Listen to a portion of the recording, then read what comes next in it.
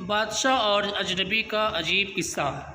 एक बादशाह के दरबार में एक अजनबी नौकरी के लिए हाजिर हुआ। उससे काबिलियत पूछी गई तो कहा सियासी हूँ।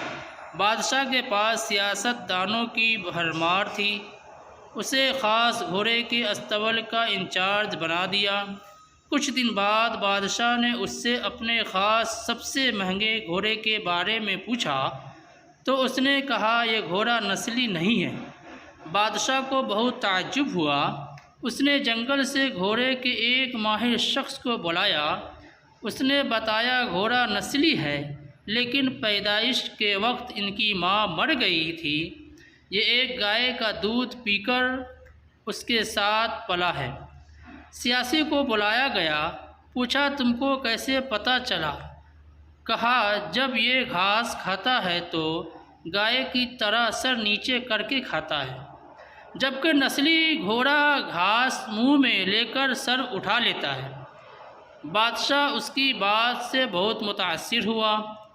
सियासी के घर अनाज, घी, भुने हुए दुम्बे और परिंदों का बेहतरीन गोश्त बतौर इनाम भिजवाया। इसके साथ साथ उसको मलिका के महल में मुकर्रर कर दिया।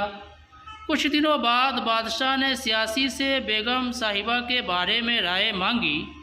सियासी ने कहा आदत व अखलाक तो मलिका जैसे हैं, लेकिन शहज़ादी नहीं। बादशाह के पैरों तले से ज़मीन निकल गई। सास को बुलवाया भेजा। उसे ये तमाम बातें बताई। सास ने कहा हकीकत यह है तुम्हारे बाप ने हमारे खाविंद से हमारी बेटी की पैदाइश पर ही रिश्ता मांग लिया था, लेकिन हमारी बेटी 6 माह में ही फौत हो गई थी। चुनांचा हमने बादशाहत से करीबी ताल्लुकात कायम रखने के लिए किसी की बच्ची को अपनी बेटी बना लिया। बादशाह ने सियासी से पूछा तुमको कैसे मालूम हुआ?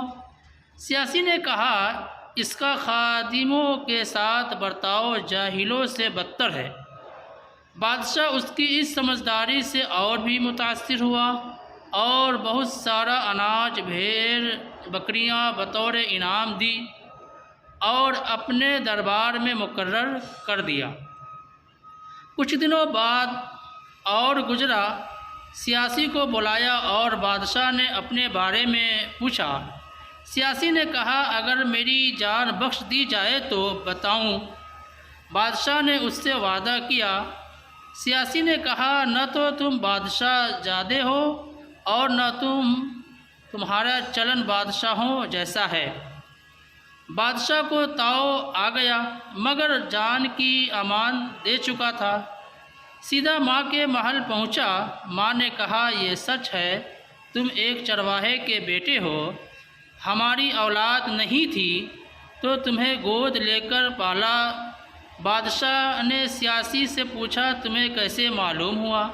उसने कहा बादशाह जब किसी को इनाम व इकराम दिया करते हैं तो हीरे मोती जवाहिरात की शक्ल में देते हैं, लेकिन आप भेड़, बकरी या खाने पीने की चीज़ें इनायत करते हैं। ये तरीका किसी बादशाह ज़ादे का नहीं बल्कि किसी चरवाहे के बेटे का ही हो सकता है। याद रखें आदतें नस्लों का पता देती है। आदात, अखलाक और तर्ज अमल खून और नस्ल दोनों की पहचान करवा देते हैं।